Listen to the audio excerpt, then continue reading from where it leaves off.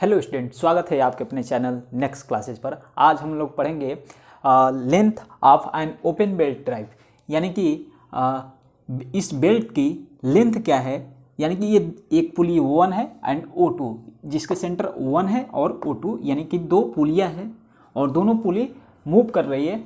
तो हम जानते हैं कि पुली क्या होती है। अगर ये पुली ड्राइवर पुली है और ये हो ड्राइवर पुली, तो ये इस डायरेक्शन में मूव कर रही है, तो ये भी इस डायरेक्शन में, एक ही डायरेक्शन में दोनों पुली मूव करेगी।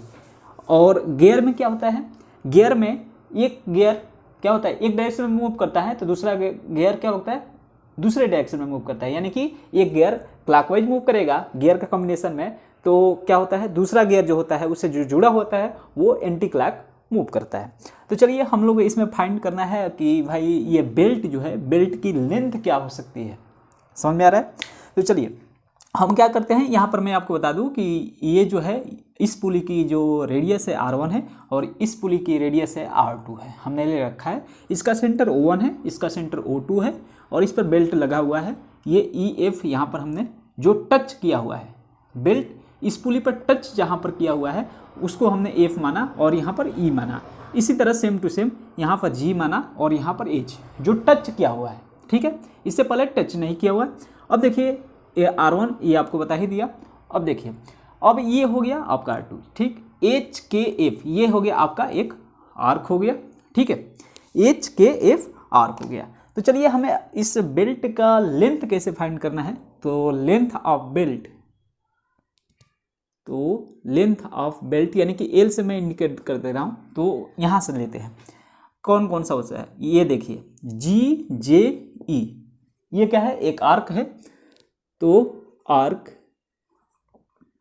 GJE प्लस, अब देखो यहाँ से हम यहाँ पहुँच गए। अब ये क्या है, length EF plus EF plus ये क्या है फिर FKH, ये भी आर्क है। तो आर्क FKH प्लस ये हो गया HG यानी कि पहुंच गए हम लोग, यानी कि पूरे बेल्ट की हमने लेंथ नोट कर ली। अब इसको हम कैसे लिख सकते हैं, थोड़ा सा ध्यान देंगे यहाँ पे। GJE ये क्या है, हाफ पुली का हाफ ही है, सर्कल मानो हाफ सर्कल है। तो इसको हम चेंज कर दे रहे हैं किस में, तो आर्क JE में चेंज कर दे रहे हैं, ठीक है।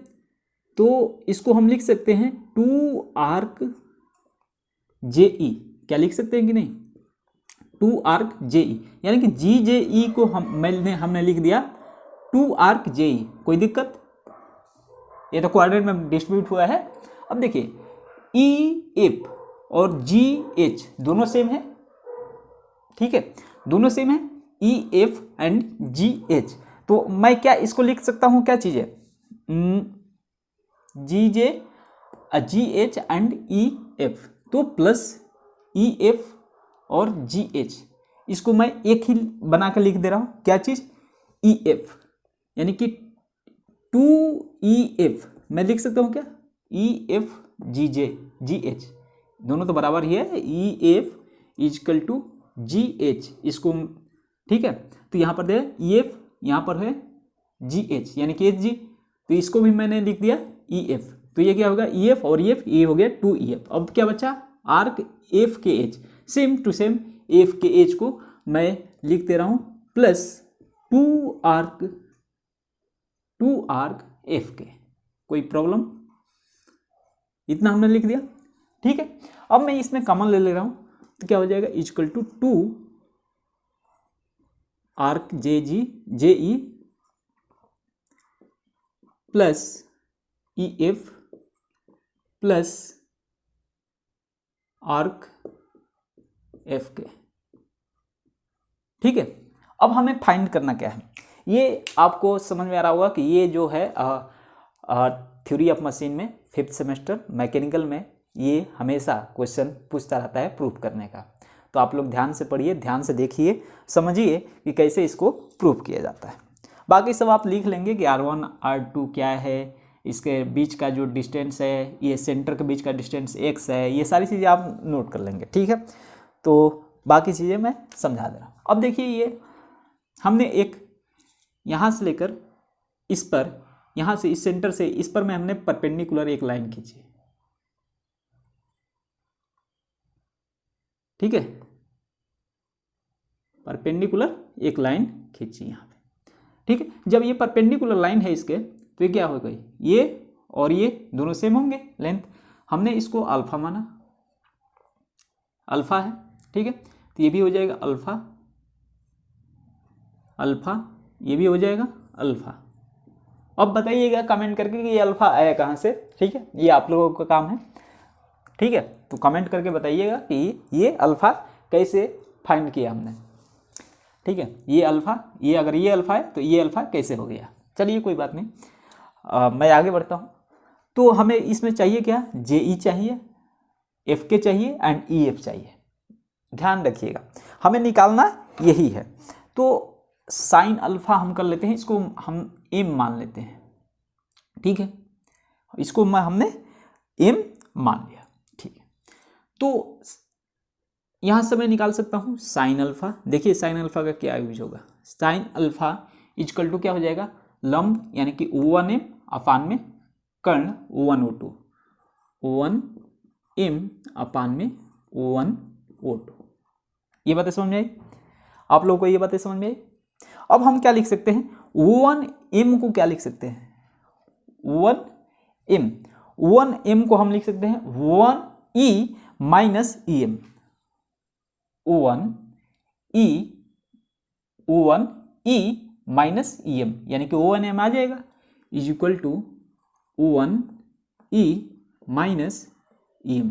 लिख सकते हैं क्या, ये J है, अपान में O1O2, O1O2 को भी कुछ लिख सकते हैं क्या, नहीं, चलिए कोई बात नहीं, O1O2 को हम इसी तरह लिखने देते हैं। दैट सिंपली ये क्या हो जाएगा, साइन अल्फा O1e को हमने क्या लिखा, O1e को मैं R ले सकता हूँ, R1 सॉरी R1 ले सकता हूँ, O1e को मैं R1 ले सकता हूँ, तो R1 माइनस em देखिए em यानी कि FO2, समझ आ रहा है, यानी कि ये क्या है, रेडियस है, यानी कि ये R2 है सॉरी, तो ये हो जाएगा R2 अपान में O1O2 का वैल्यू क्या है, O1O2 का वैल्यू क्या है, x। इतनी बातें समझ में आई। तो चलिए यहाँ पर देखिए, इतनी बातें आप लोगों को समझ में आ गई होगी, ये चीज़ें आपकी निकल गई, ठीक है। अब हम निकालते हैं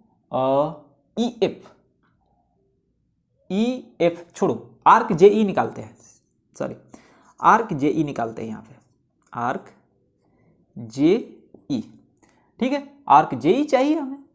तो ये क्या है, चाप है, चाप है JE, क्या है ये, चाप है JE, क्या है, चाप है। तो JE इक्वल टू क्या हो जाएगा, कोण इंटू त्रिज्या। तो कोण क्या है, ये है 90 डिग्री, और ये क्या है अल्फा, JE वही है। तो चाप इक्वल टू क्या हो जाएगा, कोण इंटू त्रिज्या, यानी कि कोण क्या है π/2 प्लस अल्फा इंटू त्रिज्या क्या है इसकी R1, ठीक। इसी तरह हम आर्क FK निकाल लेंगे, आर्क FK इक्वल टू क्या हो जाएगा, आर्क FK का वैल्यू निकालेंगे तो क्या हो जाएगा FK, तो ये भी क्या है आर्क है, तो आर्क इक्वल टू कोण इंटू त्रिज्या होती है, चाप इक्वल टू, तो ये कोण क्या हो जाएगा, ये इसमें भी कोण क्या हो जाएगा, ये FK यानी कि FK यानी कि क्या है, ये अल्फा है, और ये टोटल 90 है, तो 90 माइनस अल्फा हो जाएगा। बातें समझ में आ रही है। तो ये क्या हो जाएगा π/2 यानी कि 90 माइनस अल्फा इंटू R2। इतनी बातें समझ में आ रही है। अब हमें क्या करना है, हमने ये फाइंड कर ली, हमने ये फाइंड कर ली, अब हमें EF फाइंड करना है। तो EF फाइंड करने के लिए हम आएंगे किस ट्रायंगल में हम आना चाहेंगे, EF। तो चलिए EF जो है सेम पैरेलल है M एंड O2 के, तो EF बराबर MO2 हो जाएगा, ई एफ बराबर MO2, यानी कि E F is equal to हमें इस ट्रिएंगल में आना पड़ेगा MO1 एंड O2 में। तो लिख लेते हैं from triangle MO2 MO1 O2 में MO1 O2 from triangle MO1 O2। अब MO2 जो है EF के बराबर है, MO2 इक्वल टू EF के बराबर है, इक्वल है। तो हम क्या लिख सकते हैं, ये है आपका 90 डिग्री, यानी कि ये भी है आपका 90 डिग्री, ठीक है, इससे 90 डिग्री है। तो क्या निकाल सकते हैं, कर्ण स्क्वायर बराबर लंबी स्क्वायर प्लस आधार स्क्वायर। तो देखते हैं यहाँ पे कर्ण स्क्वायर बराबर लंबी स्क्वायर प्लस आधार स्क्वायर। तो कर्ण क्या है इसमें, O1 O2 का स्क्वायर इक्वल टू लंबी स्क्वायर, यानी कि O1M का स्क्वायर प्लस आधार स्क्वायर, यानी कि MO2 का स्क्वायर। और MO2 का ध्यान रखना, MO2 को मैंने क्या लिखा था, EF लिखा था। तो यहां पर लिख सकते हैं O1 O2 का स्क्वायर इक्वल टू O1M का स्क्वायर प्लस MO2 को हमने क्या लिखा था, MO2 को ये पैरेलल है, यानी कि EF के बराबर है, तो EF का स्क्वायर। डेट सिंपलाई हम ये फाइंड कर सकते हैं EF इज इक्वल टू, इसको स्क्वायर ही रहने दो अभी, क्या हो जाएगा O1 O2 का स्क्वायर माइनस O1M का स्क्वायर। समझ में नहीं आया समझ में? चलिए डेट सिंपलाई हम EF लिख सकते हैं यहाँ से, अंडर रूट में ये सारी चीज़ें हो जाएगी, ये वैल्यू, यानी कि O1 O2 का स्क्वायर माइनस O1M का स्क्वायर, ठीक है। तो यही हम लिखेंगे EF, यानी कि MO1 O2, यानी कि EF जो हो जाएगा, क्या हो जाएगा, O1 O2 का स्क्वायर माइनस O1M का स्क्वायर, ये हो जाएगा रूट में। बातें समझ आ रही है? अब हम क्या करेंगे, अब ये सारे वैल्यू उठा करके डाल देंगे इसमें। कुछ समझ में आया कि नहीं आपको लोगों को? कुछ समझ में आया? इसको भी थोड़ा सा चेंज कर लेते हैं, इसको मिटाऊं मैं, नोट कर लीजिए फटाफट, नोट करिए, मैं इसे मिटाता हूं। अब थोड़ा सा ध्यान दीजिएगा, यहाँ पे ध्यान दीजिए, EF को मैं क्या क्या लिख सकता हूँ, EF is equal to O1 O2 क्या है भाई, O1 O2 यानी कि x है, वही तो है। तो EF is equal to under root में x का स्क्वायर माइनस O1M क्या है भाई, O1 एंड M, O1M की बात हमने कहाँ पर करी थी, ये O1M हमने इसको क्या लिख दी थी, R1 माइनस R2। बातें समझ आ रही? तो आप यहाँ से ध्यान दीजिएगा, तो क्या लिख सकता हूँ इसको, R1 माइनस R2 का होल स्क्वायर। कोई दिक्कत, कोई परेशानी? चलिए अब मैं इसमें क्या करूँगा, EF इक्वल टू, इसमें से मैं कॉमन ले रहा हूँ एक्स स्क्वायर कॉमन ले लिया, तो क्या बचा, 1 यहाँ पर बचा, माइनस यहाँ पर हो जाएगा, डिवाइड हो जाएगा R1 माइनस R2 का होल स्क्वायर अपान में, ये क्या हो जाएगा, पूरे का ले लो अपान में x का होल स्क्वायर। यहाँ पर बातें समझ में आ रही होगी, बेसिक मैं जानते होंगे यार, बहुत आप लोग स्मार्ट हैं। तो एक्स स्क्वायर, अब देखो इसमें क्या लिख सकता हूँ, EF equal to X square है, बाहर निकाला हमने, ये हो गया x, ये हो गया अपान इंटू, ये हो जाएगा रूट में 1 माइनस R1 माइनस R2 का अपान में x का होल स्क्वायर। कोई परेशानी, कोई दिक्कत हो तो बोलो आप लोग, कोई दिक्कत कोई परेशानी हो तो बोलो। अब हम लोग बाइनोमियल थ्योरम से इसको फैलाएंगे, ठीक है, नोट कर ले। मैं अब इसको सारे को मिटाऊंगा, चलिए स्क्रीनशॉट ले लिए होंगे, मैं अब इसे मिटाता हूँ ऊपर से, यहाँ से मिटाता हूँ, हाँ यहाँ से थोड़ी सी मिटाता हूँ क्योंकि स्पेस कम है, और यहाँ पर कुछ चीज़ें लिख देता हूँ।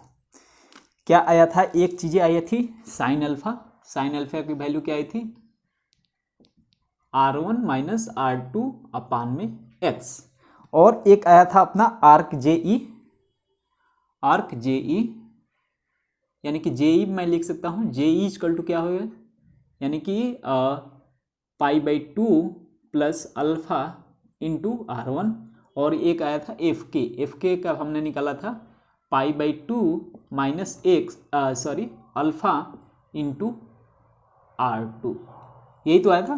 कोई दिक्कत कोई परेशानी। अब EF को मैं इसको बाइनोमियल थ्योरम से expanding this equation by binomial theorem, तो क्या इस इक्वेशन को एक्सपेंड करेंगे, तो expanding equation 1 by binomial theorem. अब देखो ये इसमें मैथ कहाँ से आ गया, बाइनोमियल थ्योरम, ठीक है। तो इसमें मैथ कहाँ से आ गया, आपको सारी चीज़ें आनी चाहिए, ठीक है। EF हमने लिखा इक्वल टू x, ये हो जाएगा, हाँ चेंज करना पड़ेगा, तो ये हो जाएगा आपका बाइनोमियल थ्योरम के द्वारा x रूट ना लेकर के ये हो जाएगा कोष्टक में into 1 minus 1/2 R1 minus R2 अपान x का होल स्क्वायर, 1 पहले 1 माइनस 1/2 फिर प्लस आता है डॉट डॉट फिर माइनस आता है फिर प्लस आता है, देखना आप लोग, ठीक है। तो ये चीज़ें आती है, इसको हम लिख सकते हैं क्या, ध्यान दीजिएगा, EF equal to x under डाले, नहीं डालने दीजिए x, हाँ अंडर मल्टीप्लिकेशन कर सकते हैं, x minus x/2 R1 minus R2 upon में x का whole square plus dot dot dot, ये सारी चीज़ें आपकी आने वाली है। तो हमें बस यहीं तक रखना है, ठीक है, ठीक है। इसको इक्वेशन हम 2 मान ले रहे हैं, कोई दिक्कत कोई परेशानी हो तो बोलो ये। अब हम क्या कर लेंगे, L इसमें आर्क जेई का वैल्यू रखेंगे, EF का वैल्यू रखेंगे, आर्क FK का वैल्यू रख देंगे। चलिए मैं इसे मिटाता हूं,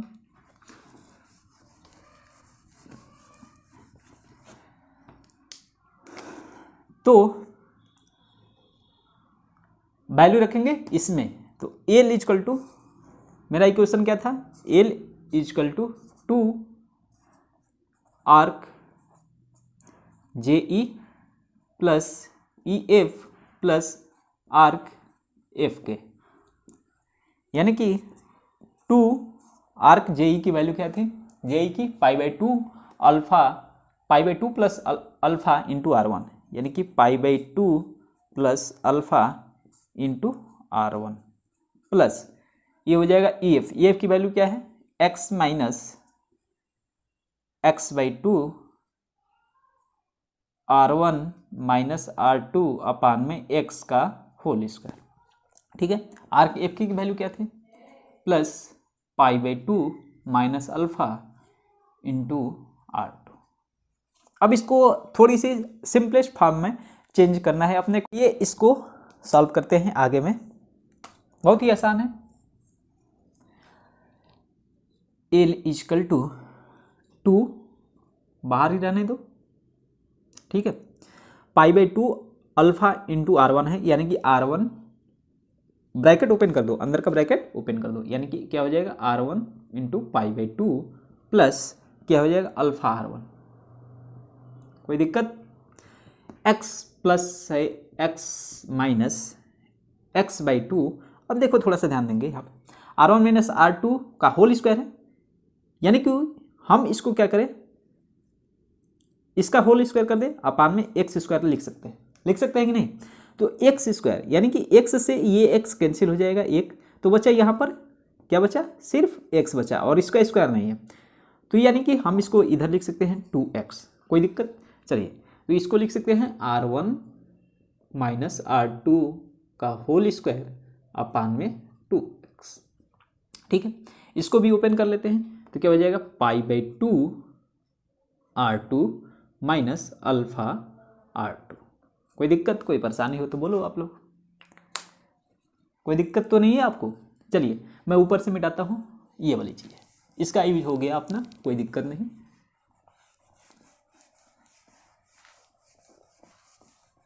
अब ऊपर लिखते हैं, तो एल इज इक्वल टू 2। अब देखिए क्या कॉमन लेना है अपने को, R1 π/2 इसमें भी है, π/2 इसमें हुए, तो ये क्या लेंगे, कॉमन ले ले π/2, तो ये क्या हो जाएगा R1 प्लस R2। ठीक है, ये इसमें कॉमन लिया, इसमें कॉमन लिया।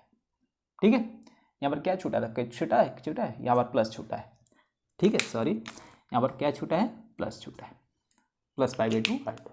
अब देखिए यहाँ पर अल्फा R1 अल्फा R2, यानी कि अल्फा इसमें कॉमन ले लेते हैं, तो प्लस अल्फा लिख लेंगे, तो ये हो जाएगा R1 माइनस R2। बातें समझ में आ रही कि नहीं। अब हम लिख लेंगे प्लस x माइनस, अब क्या बचा, x minus R1 minus R2 का होल स्क्वायर अपान में 2x। कोई दिक्कत। अब देखिए जरा ये ध्यान दीजिएगा, साइन अल्फा, अल्फा तो भाई बहुत छोटा है, अल्फा छोटा है, तो साइन अल्फा और टाइन अल्फा में हम लोग 1 अल्फा है, अगर जहाँ टाइन अल्फा भी हो तो वहाँ अल्फा ले लेते हैं मैथमेटिकली, और जब छोटा है तब होता है तब, और साइन अल्फा को भी अल्फा ले लेते हैं। और ठीक है, तो यहाँ पर साइन अल्फा को अल्फा ले लें, तो यहाँ पर क्या हो जाएगा, थोड़ा सा ध्यान दीजिएगा, अल्फा लिख सकते हैं, alpha equal to R1 minus R2 upon में x। ये इसको सबसे थोड़ा सा ये भी ब्रैकेट ओपन कर लेते हैं, एल इक्वल टू 2 इंटू π/2, यानी कि क्या हो जाएगा पाई R1 प्लस R2, कट गया ये तो, प्लस ये क्या हो जाएगा 2 अल्फा R1 माइनस R2, और प्लस ये हो जाएगा 2x माइनस 2 से 2 कैंसिल, ये भी हो जाएगा R1 माइनस R2 का होल स्क्वायर अपान में x। ठीक है, इतना तो हो गया। अब हम क्या रखेंगे, अल्फा का वैल्यू उठा करके डालेंगे यहाँ पे। ठीक है, ये वाला अल्फा का, तो इसको मिटाता हूँ मैं। अब देखिए ये एक बहुत ही एक अच्छा फार्मूला निकल कर आएगा, जो आपको आसानी से याद हो जाएंगी चीज़ें। इसको भी मिटा दे रहा हूँ, कोई दिक्कत, नोट कर लिए होंगे आप लोग। तो एल इजकल टू यहाँ पर हो जाएगा पाई R1 plus R2 plus 2, alpha की वैल्यू क्या है R1 माइनस R2 अपान में x। ठीक है, और इनटू है R1 minus R2 plus 2x minus R1 minus R2 का होल स्क्वायर अपान में x है। ठीक है, अब लिखिए L equal to pi R1 plus R2 plus 2 R1 minus R2 R1 minus, और ये क्या है R1 माइनस R2, ये भी है R1 माइनस R2, यानी कि R1 माइनस R2 का होल स्क्वायर अपान में x प्लस 2x माइनस क्या हो जाएगा R1 माइनस R2 का होल स्क्वायर अपान में x। That simply L equal to क्या हो जाएगा पाई R1 प्लस R2 प्लस, ये इसमें क्या कॉमन ले सकते हैं, R1 माइनस R2 का whole square, R1 minus R2 upon में x अपान में x, तो क्या हो जाएगी कॉमन ले लेते हैं, तो R1 माइनस R2 का स्क्वायर अपान में x कॉमन ले लेंगे, तो ये क्या हो जाएगा यहाँ पे 2 और माइनस यहाँ पर क्या हो जाएगा 1 बच जाएगा, यानी कि 1 हो जाएगा। कोई दिक्कत नहीं, घटा ही लेते हैं। अब क्या बचा प्लस 2x बचा। कोई दिक्कत हो तो बताओ। अब हम क्या लिख सकते हैं, एल इक्वल टू डी के फॉर्म में लिख सकते हैं, तो कैपिटल डी स्मॉल डी या फिर स्मॉल D1 एंड D2 के फॉर्म में। तो R1 को हम क्या लिख सकते हैं, डायमीटर के फॉर्म में भी लिख सकते हैं, तो डायमीटर के फॉर्म में लिखना हो तो एल इक्वल टू पाई। ठीक है, ये क्या हो जाएगा, R1 को क्या लिख सकते हैं D1/2 प्लस R2 को क्या लिख सकते हैं D2/2 प्लस R1 को क्या लिख सकते हैं D1/2 माइनस R2 को D2/2 का होल स्क्वायर अपान में x प्लस 2x। ये चीज़ें लिख सकते हैं कि नहीं। ठीक है, कोई बात नहीं।